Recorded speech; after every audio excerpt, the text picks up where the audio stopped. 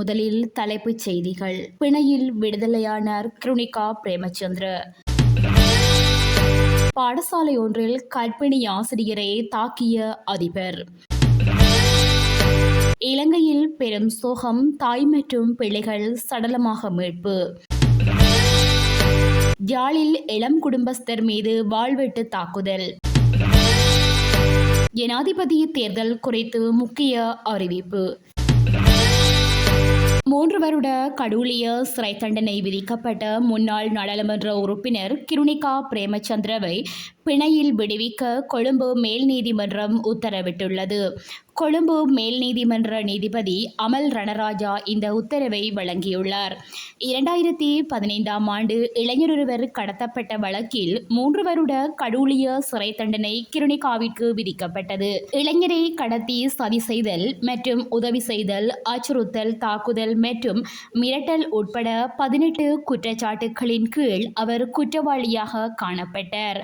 கொழும்பு மேல் நீதிமன்றினால் விதிக்கப்பட்ட 3 வருட சிறை தண்டனை மற்றும் தண்டனையை எதிர்த்து கிருணிகா பிரேமச்சந்திர மேன்முறையீட்டு நீதிமன்றில் மேன்முறையீடு செய்திருந்தார் என்பதும் குறிப்பிடத்தக்கது. கர்ப்பிணி ஆசிரியை ஒருவரை பாலியல் வன்கொடுமை செய்த குற்றச்சாட்டில் குறித்த பாடசாலையின் பதில் அதிபர் நேற்று கைது செய்யப்பட்டதாக ஸ்ரீபுர போலீசார் தெரிவித்தனர். திம்புலாகலை கல்வி வலயத்திற்குட்பட்ட ஸ்ரீபுர பிரதேசத்தில் உள்ள பிரதான பாடசாலையொன்றில் இந்த சம்பவம் இடம்பெற்றுள்ளது. சம்பவத்தில் பாதிக்கப்பட்ட 30 வயதினையுடைய ஆசிரியை ஸ்ரீபுர போலீசில் செய்த முறைப்பாட்டின் பிரகாரம் கைது செய்யப்பட்ட பிரதி அதிபர் 56 வயதினையுடையவர் ஆவார்.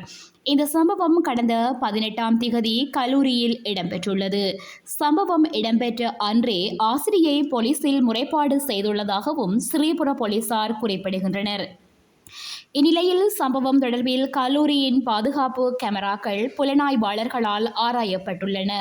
சம்பவம் தொடர்பில் விசாரணைகளை மேற்கொண்டு அனைத்து அறிக்கைகளையும் தெஹி அட்டகண்டிய நீதவான் நீதிமன்றில் சமர்ப்பித்துள்ளதாக போலீசார் தெரிவித்தனர். கைது செய்யப்பட்ட பிரதி அதிபரை நேற்று தெஹித்தகண்டிய நீதவான் நீதிமன்றில் ஆஜர்படுத்தியுள்ளதாகவும் இத்தொடர்பில் விசாரணைகளை மேற்கொண்டு வரும் ஸ்ரீபுர போலீஸ் நிலைய போலீஸ் பரிசோதகர் GRG நெட்டசூரி மேலும் தெரிவித்தார். மேலும் வன்கொடுமைக்குள்ளான ஆசிரியை தெஹி அட்டகண்டிய வைத்தியசாலையில் அனுமதிக்கப்பட்டுள்ளதாகவும் போலீசார் தெரிவித்துள்ளனர்.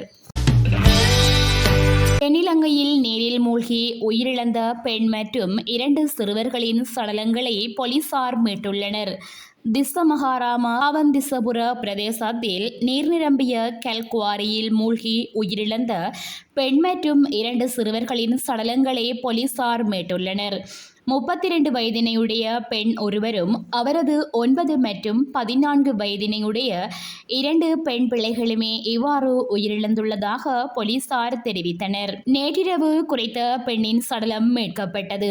அத்துடன் 2 பிள்ளைகளின் சடலங்களை தேடும் பணிகள் தொடர்ந்த நிலையில் இன்று மீட்கப்பட்டுள்ளது. நேற்று மதியம் தாயும் 2 பிள்ளைகளும் இந்த கல்குவாரியில் குளிப்பதற்கு சென்றுள்ளனர். நீரில் மூழ்கி இந்த மரணங்கள் ஏற்பட்டிருக்கலாம் என போலீசார் சந்தேகம் வெளியிட்டுள்ளனர். யாழ்ப்பாணம் வட்டுக்கோட்டை பகுதியில் வீதியால் மோட்டார் சைக்கிளில் சென்ற இளம் குடும்பஸ்தர் மீது வாள்வெட்டு குழுவினர் தாக்குதல் நடத்தியுள்ளனர். இந்த சம்பவம் நேற்று மாலை வட்டுக்கோட்டை காவல் பிரிவிற்குட்பட்ட அராலி மத்தி பகுதியில் இடம்பெற்றுள்ளதாக தெரிவிக்கப்படுகிறது. இதன்போது 28 வயதினையுடைய இளைஞன் மீதும் அவரது மோட்டார் சைக்கிள் மீதும் வாள்களாலும் இரும்பு கம்பிகளாலும் தாக்குதல் நடாத்தப்பட்டுள்ளது. இந்த சம்பவம் குறித்து மேலும் தெரிய வருகையில் அராலி மத்தி குமுக்கன் குள வீதியால் சென்ற இளம் குடும்பஸ்தரை முச்சக்கர வண்டியில் வந்த 4 பேர் கொண்ட கும்பல் ஒன்று மறைத்து அவர் மீது வாளால் வீசியது. இதன்போது அவர் விலத்திய நிலையில் குறித்த வெட்டு அவரது மோட்டார் சைக்கிள் மீது சோகத்தை ஏற்படுத்தியுள்ளது. பின்னர் அந்த குழு அவரது மோட்டார் சைக்கிள் மீது கம்பிகளாலும் வாளாலும் தாக்குதல் நடாத்திவிட்டு சென்றது. இவ்வாறு சென்ற குறித்த கும்பல் அராலி மத்தி பகுதியில் மோட்டார் சைக்கிளில் வந்த இளைஞனை மறைத்து தாக்குதல் நடத்தியது. இதன்போது குறித்த இளைஞனின் கையில் வாள்வெட்டு காயமும் உடலில் அடிகாயமும் ஏற்பட்டது. இந்நிலையில் தாக்குதலுக்குள்ளானவர்கள் வட்டுக்கோட்டை காவல் நிலையத்திற்கு சென்று அங்கு இதுகுறித்து தெரியப்படுத்திவிட்டு குறித்த கும்பல் ஊரை விட்டு இன்னமும் வெளியேறவில்லை. நீங்கள் வந்தால் அவர்களை கைது செய்யலாம் என தெரிவித்தும் காவல்துறையினர் அயண்டை இனமாக செயற்பட்டு அவர்களை வெளியேற்றியதாக குற்றம் சாட்டப்படுகிறது. பின்னர் குறித்த இளைஞன் 107 என்ற அவசர இலக்கத்திற்கு தொடர்பு கொண்டு அவர்களுக்கு இதுகுறித்து தெரியப்படுத்திய பின்னரே காவல்துறையினர் இதுகுறித்து விசாரணைகளை செய்துவிட்டு சம்பவ இடத்திற்கு சென்றதாக பாதிக்கப்பட்டவர்கள் தெரிவிக்கின்றனர். பாதிக்கப்பட்ட இருவரும் வட்டுக்கோட்டை காவல் நிலையத்தில் முறைப்பாடு பதிவு செய்த நிலையில் காவல்துறையினர் விசாரணைகளை மேற்கொண்டு வருகின்றனர். ஜனாதிபதி தேர்தல் குறித்த முக்கிய அறிவிப்பு இந்த வாரத்தில் வெளியிடப்படும் என தேர்தல் ஆணைக்குழு அறிவித்துள்ளது. தேர்தல் ஆணைக்குழுவின் தலைவர் RMLA ரத்னநாயக்க இந்த விடயத்தை தெரிவித்துள்ளார். எதிர்வரும் 26ஆம் திகதிக்கு முன்னர் ஜனாதிபதி தேர்தலுக்கான வேட்புமனு தாக்கல் செய்தல் தொடர்பில் அறிவிப்பு வெளியிடப்படும் என அவர் தெரிவித்துள்ளார். தேர்தல் குறித்த அறிவிப்பில் வேட்புமனு தாக்கல் செய்தல் மற்றும் தேர்தல் நடத்தப்படும் திகதிகள் அறிவிக்கப்படும் எனவும் அவர் குறிப்பிட்டுள்ளார். தேர்தல் குறித்து அறிவித்து 16 முதல் 21 நாட்களில் வேட்புமனுக்களை கோரி அதன் பின்னர் 4 அல்லது 6 வார காலத்திற்குள் தேர்தல் நடாத்தப்படும் என அவர் தெரிவித்துள்ளார்.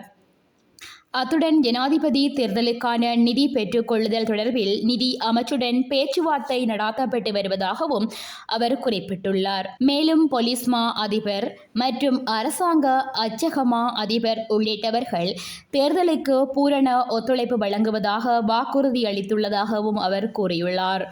இத்துடன் செய்திகள் நிறைவடைகின்றன. மேலதிக செய்திகளை www.todayjefna.com என்ற இணையதளத்தில் பார்வையிடலாம்.